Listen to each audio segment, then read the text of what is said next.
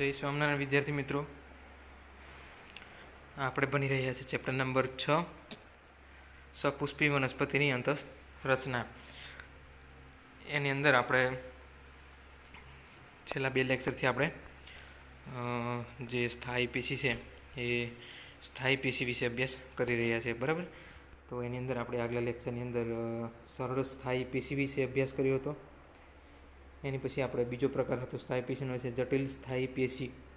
અને એ જે જટિલ સ્થાયી પેશી છે એની અંદર જે જલવાહક પેશી છે એ જલવાહક પેશી વિશે અભ્યાસ કર્યો હતો, બરાબર. તો હવે આજે આપણે એક જે બીજો પ્રકાર બાકી હતો કે જે જટિલ પેશી છે એનો બીજો પ્રકાર કયો હતો કે અન્નવાહક પેશી, બરાબર. આપણે જલવાહક પેશી લાસ્ટ લેક્ચરની અંદર ભણ્યા. હવે આપણે અન્નવાહક પેશી વિશે આજે અભ્યાસ કરવાનો છે. તો નામ પરથી જ ખબર પડી જાય કે જલવાહક અને અન્નવાહક કોને કહેવા છે, બરાબર. તો એની અંદર જોઈએ તો અન્નવાહક પેશી છે એ અન્નવાહક પેશી એ ખોરાકનું વહન સામાન્ય રીતે પર્ણોથી વનસ્પતિના ભાગો તરફ કરે છે, બરાબર. આ જે જલવાહક પેશી હતી એ શું કરતી હતી તો કે જે પાણીનું જે વહન છે અથવા તો જે દ્રવ્યોનું વહન છે, બરાબર, પાણી અને ખનિજ દ્રવ્યોનું વહન છે એ મૂળથી પ્રકાંડ અને પર્ણ તરફ કરતી હતી, બરાબર. એટલે કે મૂળમાંથી શોષે, પાણી અને ખનિજ દ્રવ્યો શોષે જમીનમાંથી મૂળ દ્વારા, અને એ જલવાહક પેશી પછી પ્રકાંડ અને પર્ણો તરફ લઈ જાય. પણ આ જે જલવાહક પેશી છે, બરાબર, એટલે કે આ જે અન્નવાહક પેશી છે એ અન્નવાહક પેશી શું કરશે તો કે ખોરાકનું વહન કરશે, પણ ક્યાંથી તો કે પર્ણોમાંથી વનસ્પતિના અન્ય ભાગો તરફ, બરાબર. આ તો બધાને ખ્યાલ જ છે કે આપણે વનસ્પતિની અંદર ખોરાક ક્યાં બને તો કે પર્ણમાં. તો એ પર્ણોમાંથી વનસ્પતિના અન્ય ભાગો તરફ એ ખોરાકનું વહન કરે છે, બરાબર. એમાં અન્નવાહક પેશીના મુખ્ય ઘટકો જોઈએ તો અન્નવાહક પેશીના મુખ્ય ઘટકો કયા છે તો કે ચાલની નલિકા, સાથી કોષ, અન્નવાહક મૃદુતક અને અન્નવાહક તંતુ. આપણે જલવાહક પેશીની અંદર પણ ભણ્યા હતા કે જલવાહક પેશીની અંદર જલવાહિની, જલવાહિનીકી, જલવાહિની મૃદુતક અને જલવાહક તંતુઓ. એ જ રીતે અન્નવાહિનીની અંદર પણ છે, બરાબર. અન્નવાહક પેશીની અંદર પણ છે. એની અંદર શું તો કે ચાલની નલિકા છે, સાથી કોષ છે, અન્નવાહક મૃદુતક છે અને અન્નવાહક તંતુ છે. તો આની અંદર તમને કદાચ એ રીતે પૂછી શકાય કે સાથી કોષ છે, સાથી કોષ કઈ પેશીની અંદર આવેલા હોય, તો તમે લખી શકો કે સાથી કોષ એ અન્નવાહક પેશીની અંદર આવેલા હોય છે, બરાબર. તો અનાવૃત બીજધારી વનસ્પતિઓ એ આલ્બુમિનયુક્ત કોષો અને ચાલની કોષો ધરાવે છે, બરાબર. એટલે કે જે અનાવૃત બીજધારી વનસ્પતિઓ છે એ શું ધરાવશે તો કે આલ્બ્યુમિન, એની કોષોની અંદર શું આવેલું આલ્બ્યુમિન આવેલું હોય, એટલે કે આલ્બ્યુમિનવાળા કોષો અને ચાલની કોષો ધરાવતું હોય. તેઓમાં ચાલની નલિકાઓ અને સાથી કોષોનો અભાવ હોય છે. જેમ પેલાની અંદર અનાવૃત બીજધારીની અંદર હાજર હતું અને આવૃત બીજધારીની અંદર ગેરહાજર હતું, એ જ રીતે આની અંદર શું છે તો કે જે અનાવૃત બીજધારી વનસ્પતિઓ છે એ આલ્બ્યુમિનયુક્ત કોષો અને ચાલની કોષો ધરાવતા હોય. એ કોષોની અંદર શું હોય તો કે ચાલની નલિકાઓ અને સાથી કોષોનો અભાવ જોવા મળે છે, બરાબર. તો એની અંદર જોઈએ તો કે ચાલની નલિકા. હવે જે ચાલની નલિકા છે એ ચાલની નલિકાના ઘટકો છે એ લાંબા હોય, નલિકામય અને અનુપ્રસ્થ રીતે ગોઠવાયેલા અને સાથી કોષો સાથે સંકળાયેલા હોય છે. એટલે જે ચાલની નલિકાના જે ઘટકો છે એ કેવા હોય તો કે લાંબા હોય, બરાબર, નલિકામય હોય અને અનુપ્રસ્થ રીતે ગોઠવાયેલા હોય અને સાથી કોષો સાથે જોડાયેલા જોવા મળે છે, બરાબર. કોષોની અંતસ્થ એટલે કે જે અનુપ્રસ્થ દિવાલો છે એ ચાળણી જેવી છિદ્રાળુ બની, બરાબર. એટલે જે કોષોની જે અંદરની દિવાલો છે એ આપણે ચાળણી બધાએ જોયેલી છે, બરાબર. ઘેર જેને આપણે ચાયની કહીએ છીએ તો એ ચાળણી જેવી શું કરે એવી છિદ્રાળુ બની જાય, એટલે કે કાનાવાળી બને છે અને ચાલની પટ્ટિકાઓનું નિર્માણ કરે છે, બરાબર. તો એ રીતે પણ પૂછે કે ચાલની પટ્ટિકાઓ ક્યાં આવેલી હોય તો કે ચાલની પટ્ટિકાઓ એ ચાલની નલિકાની અંદર આવેલી હોય. અને ચાલની નલિકાના જે કોષો છે એ કોષોની જે અંદરની દિવાલો છે, બરાબર, અંતસ્થ દિવાલો એ ચાળણી જેવી રચના બને અને શું બનાવે તો કે ચાલની પટ્ટિકાઓ બનાવતી હોય છે. તે પુખ્ત ચાલની ઘટક એ પરિઘવર્તી કોષરસ અને મોટી રસધાની ધરાવે છે. એટલે જે પુખ્ત ચાલની ઘટક છે, બરાબર, એ ઘટક શું ધરાવે તો કે પરિઘવર્તી કોષરસ ધરાવશે. એની અંદર કોષરસ પણ આવેલો છે અને મોટી રસધાની, એટલે એમની જે કોષો છે એ કોષોની અંદર શું હશે મોટી રસધાની પણ જોવા મળે છે. પરંતુ તેમાં કોષ કેન્દ્રનો અભાવ છે. એટલે આ જે ચાલની ઘટકો છે એની અંદર શું હોય તો કે કોષ કેન્દ્રનો અભાવ જોવા મળે છે, એટલે કે કોષ કેન્દ્ર હોતો નથી, બરાબર. તો આ થયું આપણે ચાલની નલિકા. હવે જોઈએ સાથી કોષો. તો સાથી કોષો શું છે તો કે સાથી કોષો એ ચાલની નલિકાના કાર્યનું નિયંત્રણ કરે છે. તો સાથી કોષોનું મુખ્ય કાર્ય શું તો કે જે ચાલની નલિકા છે એ ચાલની નલિકાનું જે કાર્ય છે એ કાર્યનું નિયંત્રણ કોણ કરે તો કે સાથી કોષો કરતા હોય છે. તો એ જે સાથી કોષો છે એ સાથી કોષો વિશિષ્ટીકરણ પામેલા મૃદુતક કોષો છે. સાથી કોષો શું છે? તો કે વિશિષ્ટીકરણ પામેલા મૃદુતક કોષો જ છે, જેઓ ચાલની નલિકાના ઘટકો સાથે ગાઢ રીતે સંકળાયેલા હોય. એટલે જે ચાલની નલિકાના જે ઘટકો છે, અહીંયા પણ કીધું ને, જે ચાલની નલિકાના ઘટકો એ કહેવાય લાંબા નલિકામાં એને સાથી કોષો સાથે સંકળાયેલા હોય. બરાબર. તો આ જે સાથી કોષો છે એ કોની સાથે સંકળાયેલા હોય? તો કે ચાલની નલિકાના ઘટકો સાથે. ચાલની નલિકા ઘટકો અને સાથી કોષો તેમની સામાન્ય આયામ દિવાલો વચ્ચે રહેલા ગળતી ક્ષેત્રો દ્વારા એકબીજા સાથે જોડાયેલા હોય છે. એટલે તમને કદાચ પૂછી શકે પરીક્ષામાં રીતે કે ચાલની નલિકા અને સાથી કોષો છે એકબીજા સાથે શેના દ્વારા અથવા તો કઈ રીતે જોડાયેલા હોય છે? તો આ જે ચાલની નલિકા ઘટકો અને જે સાથી કોષો છે એ સામાન્ય દિવાલો વચ્ચે રહેલા જે ગળતી ક્ષેત્રો છે, એટલે કે જે પિત્ત ફિલ્ડ છે, એના દ્વારા એ જોડાયેલા હોય છે. બરાબર. તો એ જે સાથી કોષો છે એ સાથી કોષો એ ચાલની નલિકાઓમાં દબાણ ઢોળાંશ જાળવણીમાં મદદરૂપ થાય છે.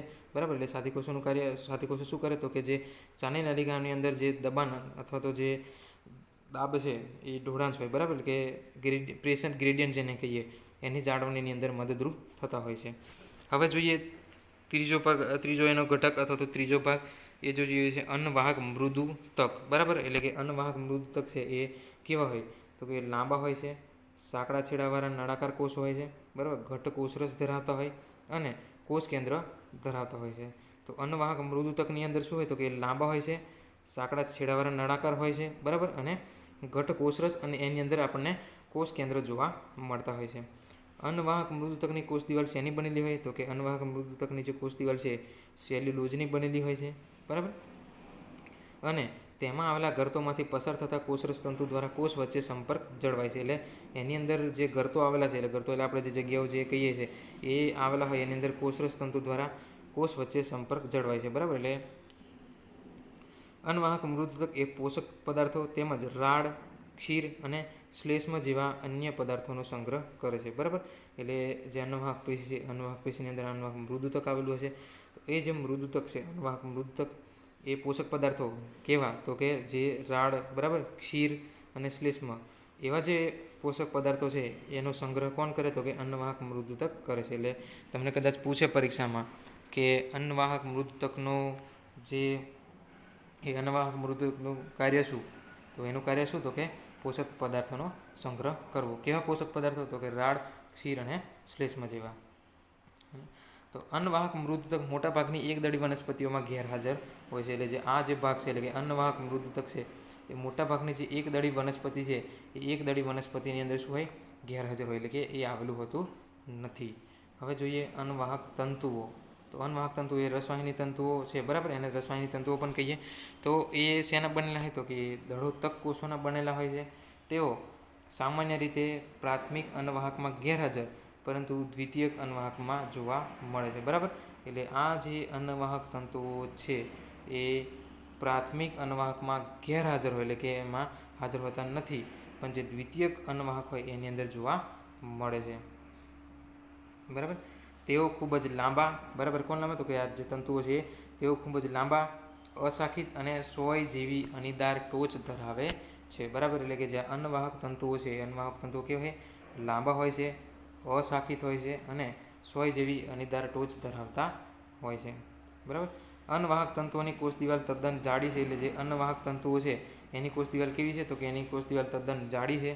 પુખ્ત અવસ્થાએ આ તંતુઓ તેમનો જીવરસ ગુમાવી મૃત બને છે. બરાબર. એટલે જે પુખ્તાવસ્થાએ જ્યારે આ તંતુઓ પહોંચી જશે ત્યારે એમની અંદર જે જીવરસ રહેલો છે એ જીવરસ શું થશે? ગુમાવી દેશે. એટલે કે જીવરસ એની અંદરથી નીકળી જશે અને કે એ અન્નવાહક તંતુ છે કેવો બની જશે? તો કે એ મૃત બની જશે. બરાબર. એ જે અન્નવાહક તંતુઓ છે એ સન, અળસી અને ભાંગમાં જોવા મળે છે. એટલે કે આ જે અન્નવાહક તંતુઓ છે કયા વનસ્પતિની અંદર જોવા મળે? તો કે સન, બરાબર, આપણે જે સન જોઈએ છે, અળસી અને જે ભાંગનું જે વનસ્પતિ હોય એની અંદર જોવા મળતું હોય છે, જે વ્યાવસાયિક રીતે ખૂબ જ ઉપયોગી છે. એટલે આપણને ખબર છે કે કઈ રીતે ઉપયોગી છે. બરાબર. તો અહીંયા આપણે જોયું કે પ્રાથમિક અન્નવાહક અને દ્વિતીયક અન્નવાહક. તો અહીંયા જોઈએ ફરીથી તો કે પ્રથમ નિર્માણ પામતી અન્નવાહક પેશીને શું કહેવામાં આવે? તો કે પ્રાથમિક અન્નવાહક કહેવામાં આવે. અને જે પછીથી નિર્માણ પામતી જે અન્નવાહક પેશી છે એને શું કહેવામાં આવે? એને અન્નવાહક કહેવામાં આવે છે. બરાબર.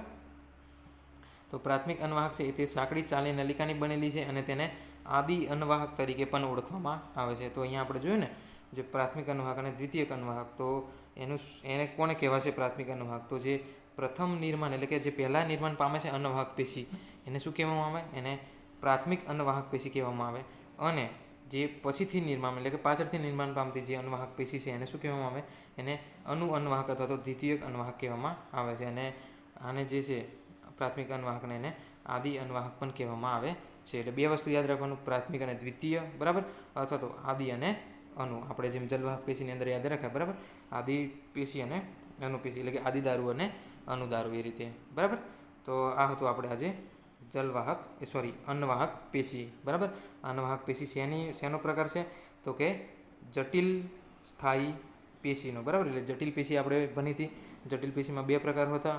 ગઈકાલે આપણે જલવાહક પેશી વિશે ભણ્યા અને આજે આપણે અન્નવાહક પેશી વિશે ભણ્યા, બરાબર. તો એની અંદર શું હતું? જલવાહકની અંદર આપણે 4 પ્રકારો જોવા મળતા હતા: જલવાહિની, જલવાહક તંતુઓ અને જલવાહક મૃદુતક.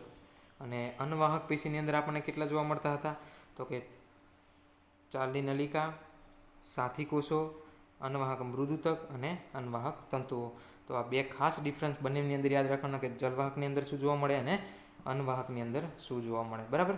તો આપણે અત્યારે અહીં આજે આપણે સ્થાયી પેશી પૂરું કરીએ છીએ, બરાબર. આપણે 3 લેક્ચર સ્થાયી પેશીની અંદર થયા. એમાં પહેલા લેક્ચરની અંદર આપણે સ્થાયી પેશી કોને કહેવાય એ જોયું હતું અને એની અંદર બે પ્રકારો જોયા હતા: સરળ સ્થાયી પેશી અને જટિલ સ્થાયી પેશી. તો પહેલા લેક્ચરની અંદર આપણે સરળ સ્થાયી પેશી વિશે અભ્યાસ કર્યો હતો. સરળ સ્થાયી પેશીની અંદર શું જોવા મળે? તો કે મૃદુતક પેશી, સ્થૂલ કોનક પેશી અને દઢોતક પેશી, બરાબર. પછી આપણે બીજા એની પછીના લેક્ચરમાં શું જોયું હતું? તો કે જટિલ સ્થાયી પેશી જોઈ હતી.